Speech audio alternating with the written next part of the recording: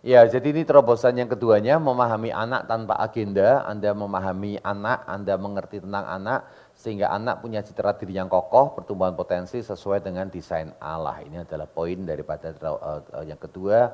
Sekarang kita ngomongin tentang kerohanian. Ini bagian yang penting saya rasa ya. Kalimatnya gini, jangan tunggu gereja menumbuhkan kerohanian anak Anda. Ya, jangan tunggu gereja menumbuhkan kerohanian anak Anda. Jadi yang tanggung jawab untuk membesarkan akan kerohanian anak adalah jangan kasih ke orang tua. Saya mulai dengan beberapa hal ini ya. Ini namanya third generation syndrome. Ya, berlaku untuk dunia usaha, berlaku untuk juga kerohanian rupanya. Ya, generasi pertama, generasi yang merintis usaha, generasi kedua yang membesarkan usaha, generasi tiga yang menghabiskan semuanya. Ternyata dalam kerohanian sering juga terjadi hal yang sama. Generasi pertama Musa, dia merintis yang namanya berjalan dari Mesir masuk ke Kanaan. Generasi kedua Yosua, masuk ke Kanaan, jadi besar, semua daerah dikuasai. Generasi ketiga anak-anaknya Yosua menghancurkan apa yang dirintis oleh Musa dan Yosua. Hakim-hakim bahasanya kedua dikatakan segera setelah seluruh angkatan itu dikumpulkan kepada nenek moyang, artinya angkatannya Yosua. Bangkitlah sesudah mereka itu angkatan yang lain yang tidak mengenal Tuhan ataupun perbuatan yang dilakukannya bagi Allah. Orang ini adalah anaknya Yosua. Saudara, saya terus terang agak bingung ya. Kurang apa Yosua? Yosua berkata di depan seluruh bangsa, silakan engkau pilih siapa Allahmu. Namun aku dan seisi rumahku, kami akan beribadah kepada Tuhan. Namun ternyata anak-anak Yosua dan semua orang di generasinya anak Yosua, mereka dikatakan tidak mengenal Tuhan, tidak mengenal perbuatan Tuhan. Nah, saudara-saudara, mengenal Tuhan memang ada unsur kognitifnya. Namun mengenal Tuhan juga harus melihat Tuhan yang hidup. Dan bicara Tuhan yang hidup adalah melihat perbuatan Tuhan dalam hidup mereka. Musa punya pengalaman banyak bersama dengan Tuhan. Yosua punya pengalaman banyak bersama dengan Tuhan. Namun anaknya Yosua, saya khawatir orang tua pada zamannya Yosua sudah menjadi Tuhan buat anak-anak mereka. Lu minta apa? Nih saya kasih. Nah, kadang-kadang kita jadi Tuhan buat anak-anak kita. Ya, ini dikatakan ya. Ya, setelah Yosua melepas, masih dari hakim-hakim pasal yang kedua. Setelah, tadi kan ayat yang ke-10 ya, sekarang ayat yang ke-6. Setelah Yosua melepas bangsa itu pergi, maka pergilah orang Israel itu masing-masing ke milik pusakanya untuk memiliki negeri itu. Karena iman, dimulai dari iman. Mereka mengalami Allah yang hidup, berkuasa, Allah yang benar. Mereka hidup dari iman. Bangsa itu beribadah kepada Tuhan sepanjang zaman Yosua dan sepanjang zaman para tua-tua yang hidup lebih lama daripada Yosua. Dan yang telah melihat segenap perbuatan yang besar yang dilakukan Tuhan bagi orang Israel. Mereka hidup dari imannya. Mereka menetap di Kanaan. Bahkan generasi Yosua mati dalam iman. Yosua bin Nun hamba Tuhan itu mati. Pada umur 110 tahun dikuburkan di daerah milik pusakanya di Timnat Heres, pegunungan Efraim di sebelah utara Gunung Gaas. Cuman sayang anaknya tidak mengenal Tuhan ataupun perbuatannya. Saudara, anaknya punya warisan tanah. Bapaknya punya tanah gede di Kanaan. Bapaknya punya harta diwariskan sama anak-anaknya. Lu butuh apa? Bapak punya duit. Saudara, anak ini punya warisan pekerjaan. Ya, agrobisnis, peternak ataupun yang namanya agriculture, ya perkebunan atau ladang gandum. Kasih warisan tanah, kasih warisan harta, kasih warisan pekerjaan, kasih warisan masa depan mungkin. Saya pastikan kamu baik-baik saja. Cuman sayang dia tidak memberikan warisan iman. Saudara, saya ingatkan mereka memulai dari iman. Namun kalau saudara-saudara mulai dari iman dan mereka tidak melanjutkan dalam iman, imannya modalnya itu hilang. Apa yang mereka miliki lagi? Maka dikatakan pada ayat yang ke-11, Lalu orang Israel melakukan apa yang jahat di mata Tuhan dan mereka beribadah kepada para Baal, mereka meninggalkan Tuhan Allah nenek moyang mereka yang telah membawa mereka keluar dari tanah Mesir lalu mengikuti Allah lain sehingga mereka menyakiti hati Tuhan. Dengar, dunia berusaha menggoyangkan iman Anda sebagai orang tua dan iman anak Anda terlebih lagi. Pertempuran terbesar iman kita adalah anak-anak sebetulnya. Pertempuran terbesar adalah anak-anak kita. Kita aja yang dewasa tergoda untuk andalkan kekuatan sendiri. Emangnya anak kita enggak? Kita yang dewasa aja menghadapi masalah bisa kecil hati menganggap tantangan lebih besar daripada Tuhan kita. Apalagi anak kita. Anak kita juga. Jadi dunia berusaha menggoyangkan iman Anda. Dan dunia berusaha menggoyangkan iman anak-anak Anda. Enggak ada jaminan anak hamba Tuhan selamat. Bahkan banyak rohaniwan yang dicatat di PL maupun di PB, anaknya rusak. Enggak ada jaminan anak saya jadi baik. Saudara, kalau Anda tanya sama saya, ya, waduh puji Tuhan ya anak pendeta jadi baik, jadi cita-cita Tuhan. Bukan karena anak pendeta. Saya invest buat anak saya tentang kerohaniannya. Saya mengajar doa, saya memberikan teladan baca Alkitab. Setahun itu minimal 2 kali, kadang 3 kali untuk ikut camp. Camp rohani. Ya, kasih tahu saya ada camp di GKY Puri untuk anak remaja kapan, anak pemuda kapan. Kalau waktunya cocok, saya akan kirim anak saya. Ya, anak saya yang kecil sudah ikut 2 kali camp. Ya, sepanjang tahun ini. Bukan camp gereja saya. Karena gereja kami cuma 2 tahun sekali buat camp remaja. Saya titip kemana? Kemarin ada SCTB bikin, saya kirim. Ya, dulu Reform bikin, saya kirim. Ya, ini akhir tahun ini dari Union Scripture ya bikin camp, ya saya kirim lagi. Ya, kenapa? Saya invest buat anak saya. Ya, beberapa mahal, beberapa anak saya nggak kenal. Tentu saja anak saya nggak kenal sama orang yang ada di sana.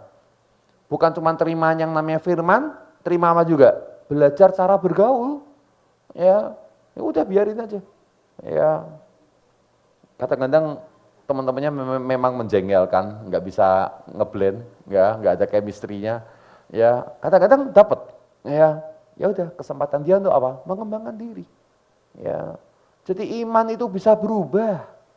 Kitanya sekarang kuat besok bisa lemah, apalagi anak kita. Ini kalau waktunya banyak, saya ngajar youth S2 saya salah satunya adalah untuk youth ministry ya, dan saya banyak mengajar tentang young generation ya. Saya kok di HK itu selalu ngajarnya next generation, ngajar anak-anak muda. Ya, dan saya bisa tunjukkan banyak data dan saya kasih kuesioner pada peserta yang adalah leader di remaja dan pemuda. Mereka yang free thinker banyak kok. Ini pemimpin, ya ketua remaja, ketua pemuda, free thinker. Jadi gimana? Banyak yang akan digoyangkan. Ya YouTuber sekarang ini sedang rame-rame apa coba? Menjelaskan tentang ateisme dalam bentuk baru, new atheism. Ya. Siapa namanya? Dawkins tepatnya, Richard Dawkins kalau nggak salah. Ya, dengan sudah banyak membuat sebuah buku yang sangat keren banget. Ya, dan ada beberapa YouTuber Indonesia yang terus menggemakan tentang yang namanya New Atheism ini. Ya, salah satunya kalau pengen tahu Forbidden Question. Ya, cewek dia Forbidden Question bahasa Indonesia. Ya, dia menjelaskan tentang banyak hal tentang nggak perlu agama. Orang beragama itu lebih baik daripada orang yang beragama, kata dia. Tahu kenapa? Orang tak beragama kalau dia memberi sesuatu, berbuat baik, tidak punya pamrih. Orang beragama kalau memberi amal, memberi kebaikan, memberi sedekah, malah punya pamrih supaya masuk. Jadi nggak ada hati nurani katanya. Lu memperalat orang buat masuk surga aja. Ya untung dia nggak kenal. Ya sayang mereka nggak kenal yang namanya kekristenan reform ya. Kita memberi lebih dulu, kita memberi karena sudah diberi lebih dulu. Kita bersedekah atau kita memberikan sesuatu bukan cari surga. Surga sudah diberikan Tuhan. Nah, kalau dia ketemu kita sudah punya jawabannya. Namun buat agama yang lain, memang benar. Ya, mereka mengatakan ateisme lebih baik dan segala sesuatunya. Dan itu dimakan ya oleh anak-anak muda kita yang cukup smart ya untuk melakukan berbagai macam diskusi dengan channel dan channel yang lainnya.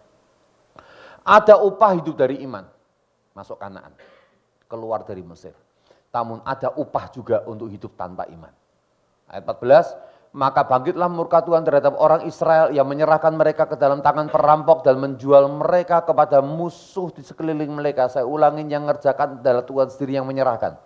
Sehingga mereka tidak sanggup lagi menghadapi musuh mereka. Setiap kali mereka maju, tangan Tuhan melawan mereka dan mendatangkan malapetaka kepada mereka. Dulu mereka menghadapi bangsa Yeriko, kalau kekuatannya sendiri kalah. Cuma karena Tuhannya menyertai, Yeriko dihancurkan. Sekarang kebalikannya, waktu mereka menyerang bangsa lain, Tuhan yang pakai bangsa lain untuk menyerang mereka. Tangan Tuhan melawan mereka, jadi mereka nggak pernah melawan bangsa lain, Tuhan yang melawan mereka. Karena Tuhan sakit hati katanya. Ada upah hidup dari iman, ada upah hidup tanpa iman. Tunggu waktu saja. Kadang-kadang anak kita tinggalkan iman dan mulai hidupnya hancur setelah kita mati. Taunya dari mana? Nah, ini pengalamannya Yosua. Waktu Yosua mati, baru anak-anaknya kemudian rasa hore bebas. Sekarang saya sudah bebas, merdeka mereka. Akhirnya menyembah berhala. Ya, jadi tinggal tunggu waktu. Maka yang paling penting adalah mewariskan iman. Ya, warisan rohani tanggung jawab saya menurut Anda. Kalau saya sampaikan, tolong dibantu, itu ada apa itu? Ya, gereja urus kebutuhan rohani, orang tua urus kebutuhan jasmani, benar atau salah? Gampang jawabannya, salah, ya kan? Boleh tolong temanku, itu ada apa, dialog box, ada apa itu? Oh, kata nggak ada? Oh, yang sini yang ada ya? Oh ya, wes lah. Berikutnya adalah gereja, kalau salah ini benar nggak? Gereja menanamkan,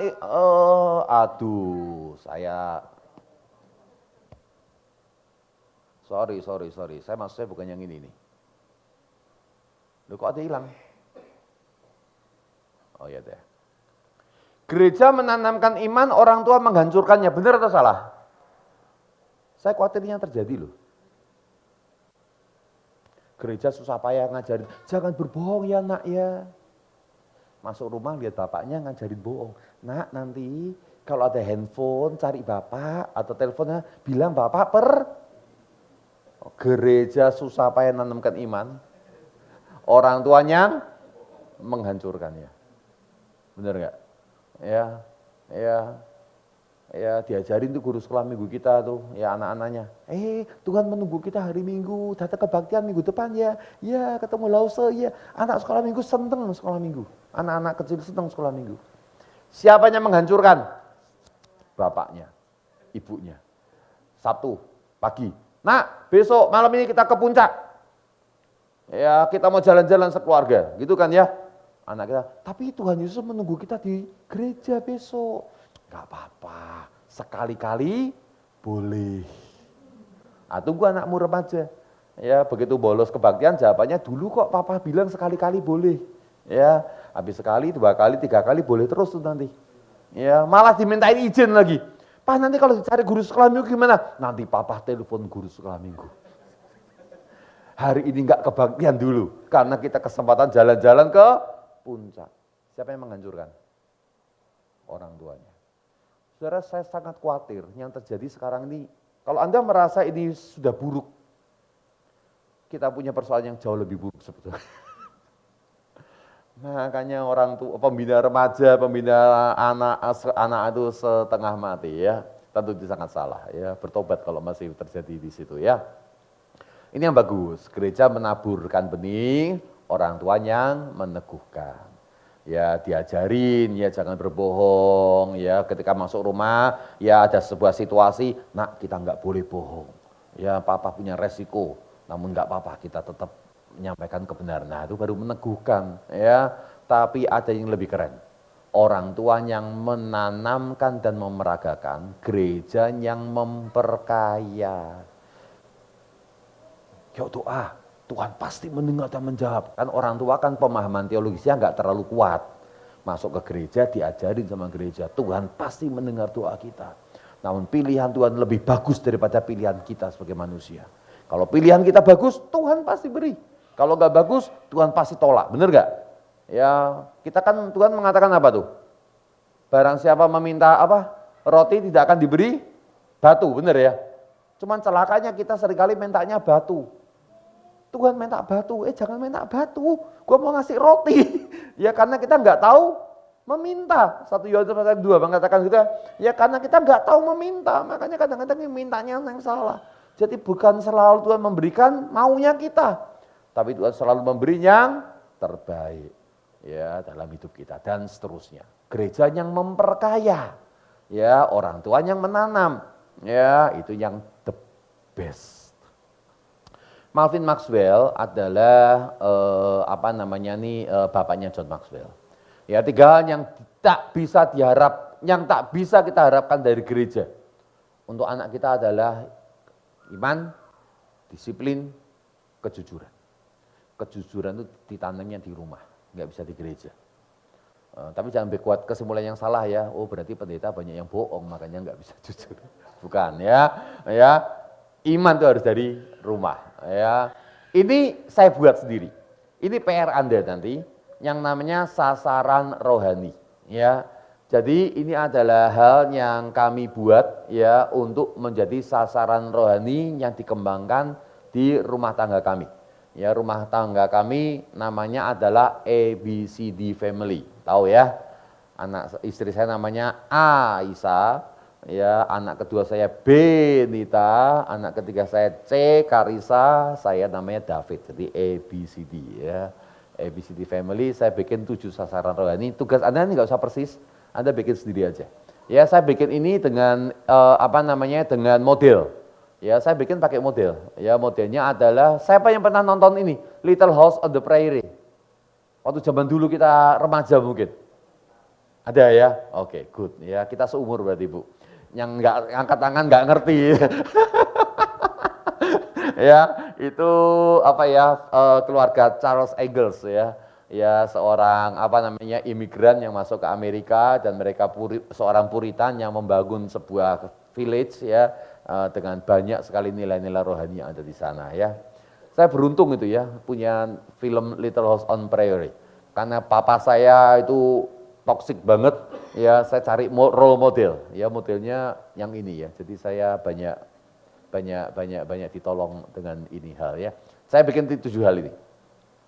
Namanya adalah lovely relationship. Saya pengen Tuhan Yesus dianggap sebagai sebuah pribadi yang layak dikasihi. Ya, lovely relationship dengan Tuhan Yesus. Ya, saya ingin punya wisdom, ya hikmat. Ya, di rumah kami banyak bicara tentang wisdom ya di dalam menjalani kehidupan. Namun wisdomnya kami angkat dari Alkitab.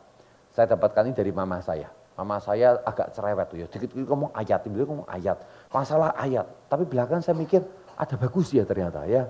Jadi saya nggak terlalu cerewet tentang ayatnya ya, tapi kita kupas beberapa hal, ujungnya ayat juga sih ya. Ya memahami bagaimana menerapkan firman di dalam keseharian. Yang berikutnya adalah depend on God. Ya, bersandar pada kasih karunia Allah melalui doa. Ya, saya tidak izinkan anak saya dikit-dikit minta sama bapaknya atau ibunya. Ya, saya ajar anak saya minta kepada Tuhan Yesus. Ya, kadang-kadang gitu tuh Bu. Ya, Dad minta HP baru ya. Saya bilang, enggak usah lah, masih ada yang kamu punya masih bisa dipakai. Ya anak saya cerdas loh, jadi nggak punya uang ya katanya gitu. Saya bilang enggak, kali ini bukan karena nggak punya uang, cuman jadi nggak rela aja beliin HP baru buat kamu. Jadi kamu doa, kalau Tuhan mengizinkan hati Dedi jadi lembut. Ya kalau enggak tahu gimana caranya lu punya HP, ya kan? Ya akhirnya doanya benar-benar doa, dan akhirnya hati bapaknya lembut. Dibeliin juga akhirnya HP-nya ya. Tapi nggak selalu ya saya menjadi Tuhan yang mengabulkan semua doanya anak-anak saya ya. Karena ada hal yang di luar jangkauan saya, kalau dia terlalu bergantungnya sama saya, dia punya limited nanti, punya visinya. Ya karena visinya tergantung dari kekuatan bapaknya. Bapaknya sanggup minta, bapaknya nggak sanggup nggak berarti minta. Ya nanti limited nanti. Ya dia harus Dia harus limitless. Ya karena punya bapaknya luar biasa, ya Tuhan, ya jadi depend on God. Waktu kemarin anak saya mau masuk ke UI, dia doa. Terus dia kirim beberapa rekan di gerejanya, termasuk pembina remajanya dan beberapa rekan remajanya. Dia ngomongnya gitu, di WA, dia baru saat tadi pagi sharing, jadi saya masih ingat ya. Ya, dia minta sama beberapa orang, tolong doakan saya, kasih voice note, apa? Minta voice note-nya. Jangan cuma dikasih, nah kita kan gitu ya, dikasih ikon ini aja ya. Kita doakan saudara kita yang sakit, dikasih ya gini. Dikasih gini, cuma dikasih simbol orang berdoa di WA kita. Ya anak saya enggak, ya tolong doakan ya. Ya minta voice note waktu kamu doain saya. Gitu namanya ya. Jadi ada suaranya, Tuhan saya berdoa buat Karisa, keluar voice note-nya, benar-benar doa ya, bukan cuma main-main ya. Ya kalau jemaat minta doakan saya, yang saya lakukan adalah saya nggak pakai voice note, saya ketik. Ya kan sama ya, ya kan ketik kan juga ngomong kan sebenarnya kan ya. Ya Tuhan Yesus, saya berdoa buat ibu ini karena ini, Tuhan tolong. Jadi pakai texting. Ya jadi kalau doa itu betul-betul doain, bukan cuma gini ya. Ya abis gini nggak doa lagi ya. Bohong untuk rohani ya, celaka ini ya. Ya doa, ya ketik ya Tuhan Yesus. Kan waktu ketik kan juga doa kita, Tuhan Yesus berdoa, doa namanya ya.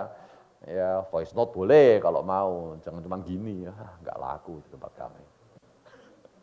Betul, kami punya BAG para pendoa, semuanya nulis, doanya ditulis. Ya, jadi kalau doa ya ditulis, bukan cuma doa apa namanya. Karena kalau voice note ngabisin memori kan ya. Ya, jadi ngetik ya. Ya, faith and thankful. Peka terhadap campur tangan Tuhan. Sederhana sih ya. Yang banyak berdoa, yang melihat pekerjaan Tuhan. Makanya dia bisa bersyukur. Kalau Anda nggak berdoa, Tuhan mungkin tolong Anda, cuman Anda nggak aware. Karena Anda nggak minta. Ya akhirnya Anda, ayo siapa yang bersaksi? Semuanya langsung saat teduh, menghentikan cipta. Ya, karena apa? Jarang berdoa. Ya, sederhana. Kalau berdoa pasti cerita, ya pasti ada ceritanya. Ya, peka terhadap campur tangan Tuhan dalam kehidupan sehingga memiliki hati yang penuh iman, percaya kalau kita berdoa Tuhan mendengar dan thankful, kita memiliki syukur. Dedicated life, ya menyerahkan hidup untuk dipakai Tuhan seutuhnya. Pertama dalam gereja lokal, juga di mana saja. Tahu nggak waktu anak saya SMP terjadi pemilihan OSIS? Saya cerita enggak yang minggu lalu sudah cerita kan ya? Visi, misi. Ya, menghadirkan kerajaan Allah di sekolah ini. Aduh, saya bingung ini apa ada orang mau milih kamu ya pakai visi kayak gitu. Emang sekolah Kristen sih ya, tapi jadi ketua OSIS ya visi misinya gitu ya. Ya. Oh, karakter Kristus bukan kerajaan Allah ya. Ya, menghadirkan karakter Kristus di sekolah gitu ya. Apa ada orang yang mau milih gitu ya. Ternyata menang tuh, beda 1 suara. Hebat gak tuh? Ya mungkin 1 orang itu Tuhan gerakkan ya, milih yang kanan kiri karena coblos. Menang anak saya jadi ketua OSIS akhirnya. Aduh ya. Mengalami yang namanya kehadiran Tuhan ya, membangun atmosfer rohani di dalam keluarga dan dimanapun presence of God. Tuhan hadir gak di tempat ini? Taunya? Taunya di hati. Taunya janji Tuhan. 2-3 orang berkumpul dalam nama aku, di situ aku, sudah pasti Tuhan hadir di situ. Cuma kan enggak semua orang nyadar. Jadi yang penting itu bukan Tuhan hadir aja. Tapi yang penting adalah awareness. Sadar enggak Tuhan hadir? Ya, Tuhan hadir pasti, dijamin firman-Nya. Tapi enggak semua orang menyadari, aware tentang hadirnya Tuhan dalam hidup kita, bahkan dalam kebaktian kita. Makanya awareness itu penting. Ya, awareness itu presence of God saya definisikan hadirat Allah saya definisikan sebagai awareness of the presence of God. Ya. Lalu kemudian membawa pengaruh melalui kingdom influence ya dengan kasih, kuasa dan kebenaran. Yaitu target rohani keluarga kami. Anda boleh bikin sendiri. Ya, kalau tempat saya agak mulu-mulu, ya jangan diikutin. Ya, kenapa? Semua punya panggilan yang khas. Ya, teladan bukanlah yang paling utama, namun yang satu-satunya cara. Ya, teladan itu sebenarnya mewariskan gaya hidup. Teladan itu mewariskan gaya hidup. Ya, apa yang Anda lakukan akan diwariskan. Ya, saya nyetirnya agak berantakan itu. Ya, ngebut kenceng. Anak saya yang cewek ngebutnya baru belajar juga sudah ngebutnya kenceng ya. Nyetirnya kenceng juga sampai aduh, tapi nggak bisa ngomong. Kenapa? Bapaknya juga gitu. Ya Tuhan tolonglah. Yang ini saya ambil dari John Maxwell lagi. Yang 7 sasaran rohani John Maxwell memberikan, lalu kemudian saya modifikasi. Yang ini adalah, yang ini dari saya, yang doa, yang dari Maxwell ya. Ini Maxwell kasih contoh, Anda boleh cari bukunya kalau ada ya. Ya dulu yang terjemah, yang buat adalah Bina Aksara atau judulnya Breakthrough Parenting. Lalu setelah habis, ya nggak dicetak lagi, lalu belakangan Gramedia cetak. Judulnya Orang Tua Masa Kini atau Orang Tua Orang Tua Abad 20 gitu kalau nggak salah judulnya. Ya, cuman Gramedia setelah habis setelah sold out kelihatannya juga nggak cetak lagi. Saya masih kadang-kadang menemukan kalau Gramedia kadang-kadang ada jual buku-buku yang lama, saya masih menemukan dapat 5 saya beli 5, dapat 10 saya beli 10, dapat 10 lalu saya bagi-bagikan pada orang yang mau ikut modul semacam ini ya. Di tempat saya masih ada 3 biji mungkin ya. Yang mau hubungi nomor telepon di bawah ini ya. Karena limited edition berarti hanya orang yang beruntung yang mendapatkan ya. Menunjukkan pengenalan Anda pada juru selamat ya. Tunjukkan bahwa Anda pengenalan pada juru selamat itu penting buat Anda. Sering mendengar Anda berdoa. Halo, berdoa jangan tutupin dari anak. Anak perlu melihat bapaknya berdoa. Anak perlu lihat mamahnya berdoa. Ya, kalau kita mengatakan kalau berdoa harus sembunyi di kamar, itu pada orang lain. Tapi sama anak tunjukin kita berdoa. Kita tuh anak lihat kita berdoa aja masih kurang sebetulnya. Apa kita nggak iri sama sepupu kita? Kalau doa bapaknya di depan sebagai imam, istrinya anaknya di belakang. Dia jadi imam yang memimpin doa. Itu yang Alkitab mengatakan karena agama Yudaisme juga sama ya, dengan tangan tertengadah berdoa pada Tuhan bapaknya. Anaknya kemudian selesai mereka cium tangan. Hormat sama orang tua, apa kita nggak iri sama mereka? Anak mereka kalau mau pergi cium tangan bapaknya. Ya, anak kita mau pergi, pamit aja beruntung. Pak pergi ya, belum tentu itu pamit ya. Ya, tiba-tiba di mana? Oh, udah hilang gitu kan ya. Ya, jadi itu ya. Sering mendengar Anda berdoa dengan sungguh, membicarakan perbuatan. Ini Anda harus lakukan. Ada sesuatu yang Anda alamin berkat Tuhan, cerita sama anak. Ya, cerita. Termasuk cerita kesulitan. Saya pernah ngomong sama satu keluarga jemaat kami. Ada masalah ditanggung sendiri orang tuanya. Maka anak nggak perlu tahu masalah kami. Kita orang tua yang nanggung sendiri masalahnya. Lah anaknya sudah gede. Udah remaja, ya sebetulnya remaja lah, SMP satunya SMA. Saya bilang, Pak, Bu, Bapak mau nanggung masalah bagus. Cuman anak Bapak sudah waktunya untuk mengerti kesulitan Bapak Ibunya. Cerita sama mereka. Ajak doa sama-sama. Kalau perlu bisa lakukan sesuatu, ikut bantu Bapak Ibunya. Dagang, ada masa sulit. Ya, saya tanggung sendiri, utang kanan kiri malah gak karuan. Cerita sama anak. Supaya gaya hidupnya juga mulai berubah. Ya, enggak berarti Bapak Ibunya masih seperti yang dulu gitu kan ya. Cerita. Bicarakan perbuatan Allah, ya juga kadang-kadang kesulitan Anda juga boleh ceritakan.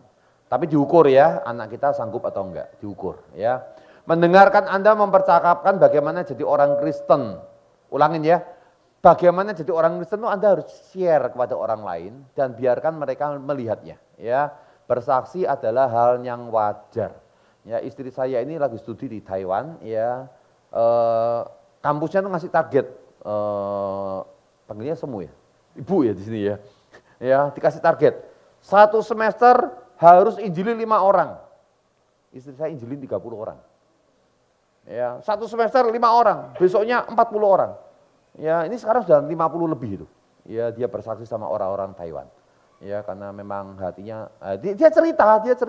Yang saya mau cerita bukan tentang bagaimana dia banyak orang, tapi dia cerita sama anak-anak kami. Melihat Anda menomorsatukan Allah dalam hal memberi. Kalau Anda percaya, ya berkat itu dari Tuhan, maka harus tunjukkan bahwa Anda juga harus bisa jadi saluran berkat.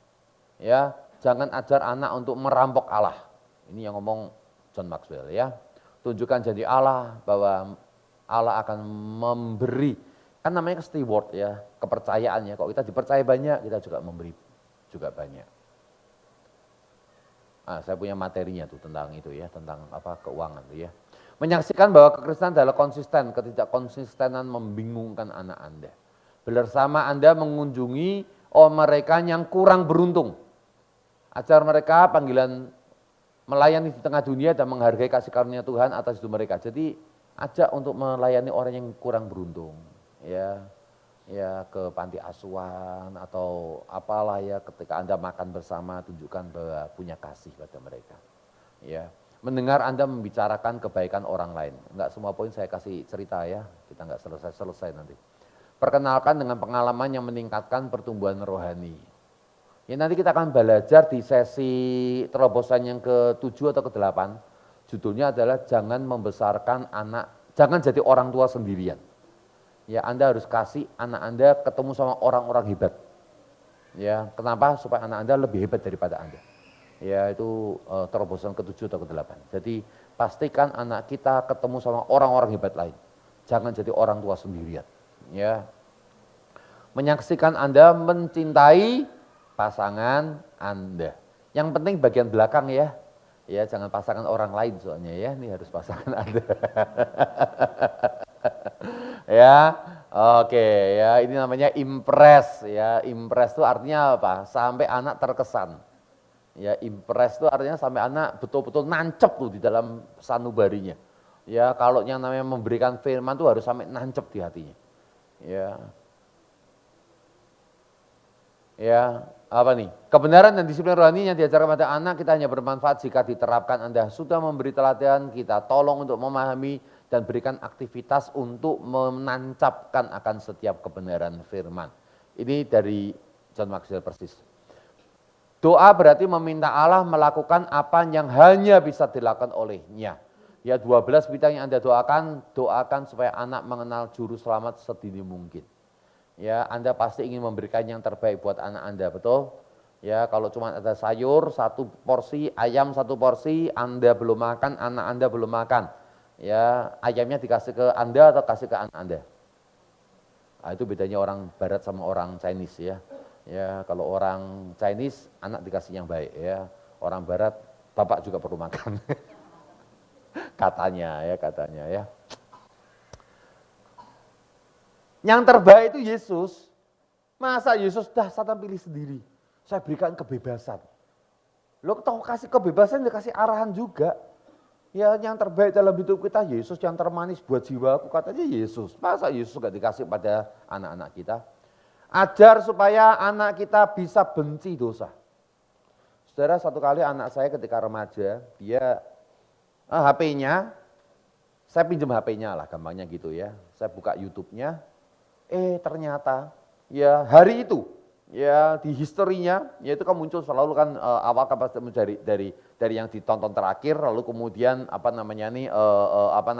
ternyata muncul pertama adalah manga yang seronok ya, saya kaget ya, saya lihat historinya memang baru 3-4 aja dan baru hari itu aja memang ya, waktunya bagus, saya panggil anak saya ya, Karisa, tadi Dedi lihat kok HP-mu gitu. HP kami selalu terbuka ya, password dikasih tapi passwordnya harus dikasih tahu ya. HP saya juga terbuka buat anak saya kapan boleh buka. Anak saya sering buka HP saya. Khususnya kalau mau butuh duit ya, langsung transfer sendiri. Sampai mana tadi? Kaget saya. Saya panggil anak saya.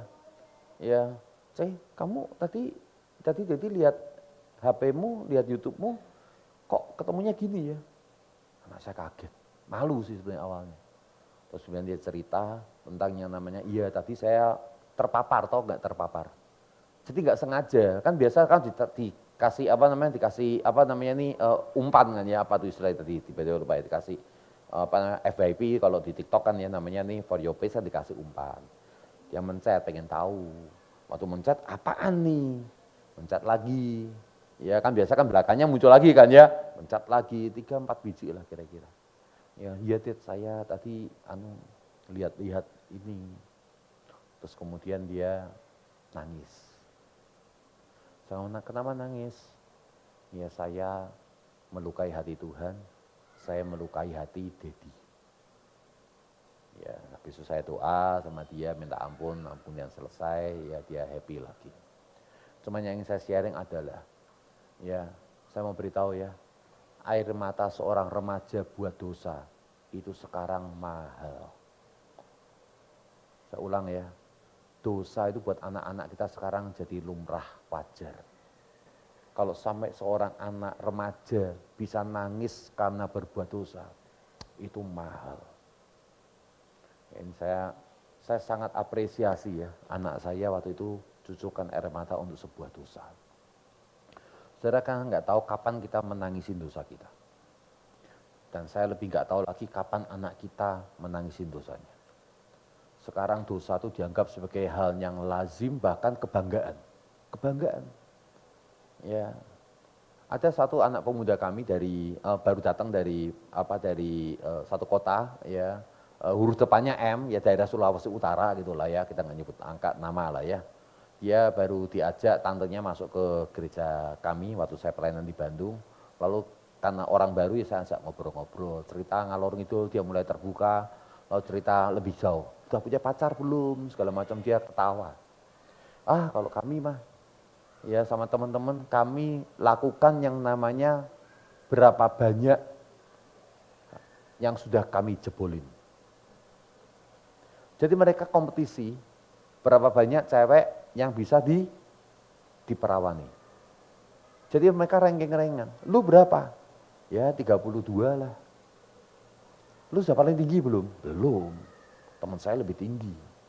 Jadi kamu terinspirasi untuk apa? Untuk kejar tayang apa enggak? Wah di sini saya nggak tahu deh katanya, di Bandung waktu itu. Saudara, ini adalah masa di mana dosa itu jadi kebanggaan. Ya, mereka flexing terhadap perkara-perkara yang dosa bahkan. Ya, kalau anak kita bisa membenci bahkan menangisi dosa, waduh, Anda bahagia. Jadi Anda perlu mendoakan supaya hati nurani anak Anda itu terus peka. Sehingga dia bisa peka terhadap dosa, membenci dosa. Agar merasa resah saat bersalah, bukannya kemudian membela diri, dilindungi dari segala yang jahat, baik secara rohani, emosi, dan jasmani. Mempunyai tanggung jawab dalam setiap pergumulan pribadi. Ya, ada tanggung jawabnya, persoalan tuh harus tanggung jawabnya dia, bukan tanggung jawabnya bapaknya. Ya, tunduk pada otoritas. Ini penting. Ingin bergaul dengan orang yang benar, dihindarkan dari pergaulan yang salah. Tetap hidup kudus saat memiliki pasangan. Pacar maksudnya ya. Tidak berpasangan dengan orang tak percaya dan memisahkan diri dari mereka yang ini. Tunduk pada Allah secara aktif melayan iblis dalam segala situasi. Tidak mendua hati, bersedia mempersembahkan tubuh bagi Tuhan. Dipagari sehingga mereka tidak dapat pergi ke teman yang tidak baik, bersekutu dengan orang jahat, dan agar orang tidak baik juga tak dapat mendekati mereka. Wah, ya menurut Hosea pasal 2 ini yang ngasih siapa tadi? John Maxwell. Bagus ya, saya ambil semuanya aja. Kalau merasa terlalu tinggi, Anda boleh sesuaikan sendiri. Selesai saya rasa. Jadi tugas Anda adalah bikin 7 sasaran rohani. Namun sebelum masuk QA, saya ingin tunjukkan sebuah klip. Klip ini menjelaskan bahwa ya pada hari-hari terakhir menurut nubuatan Yoel yang dikutip oleh Petrus pada masa Pentakosta, ya yang namanya anak-anak muda akan dipakai untuk menjadi agen kerajaan Allah. Boleh tolong audionya? Video sudah siap? Audio aman?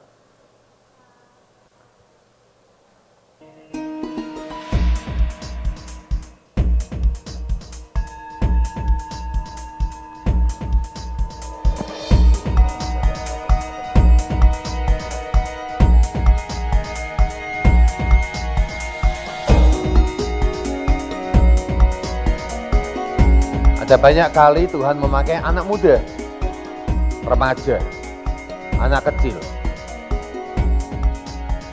Seorang hamba dipakai Tuhan untuk memperkenalkan Allah kepada Jenderal Asyur. Untuk mengingatkan imam besar waktu itu, Tuhan memakai seorang anak kecil namanya Samuel. Israel menemukan pahlawannya tatkala si anak remaja ini namanya Daud muncul untuk melawan Goliat.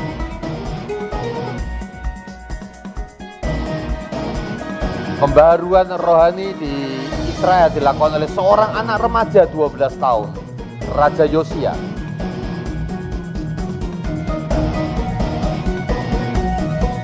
Esther waktu itu masih remaja menjelang pemuda.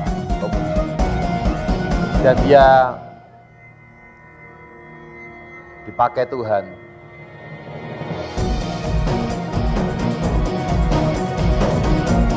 Dan tahukah Yesus, dia disebut sebagai anak Allah.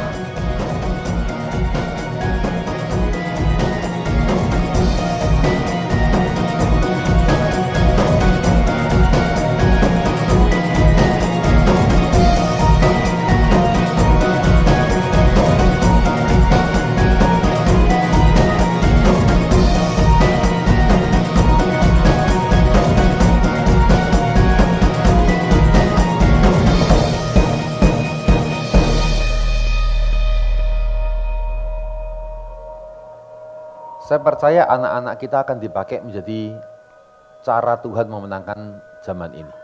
Zaman dulu, anak ikut orang tuanya ke gereja. Zaman sekarang, orang tua ikut anaknya. Anaknya sama temennya ikut ke sana, kita akhirnya yang ikut nganter anaknya. Ya, anak nggak bisa diarahkan lagi, orang tua yang diarahkan anak-anak. Makanya kalau anak kita dahsyat, ya itu pasti ya yang namanya anak akan dipakai untuk mengubah sejarah. Ya, Anda kalau punya anak kecil, kasih bacaannya tokoh-tokoh iman. Ya, anak saya waktu belajar membaca, saya kasih bukunya riwayat autobiografinya John Calvin. Dia baca, yang edisi sederhana. Dia mulai kagum sama tokoh iman. Ya, jadi kalau anak saya hari ini ya puji Tuhan sampai sekarang ya ada dalam iman, itu bukan karena sekedar lewat begitu saja. Orang tuanya harus invest untuk memberikan warisan rohani. Oke, itu aja sesi kita.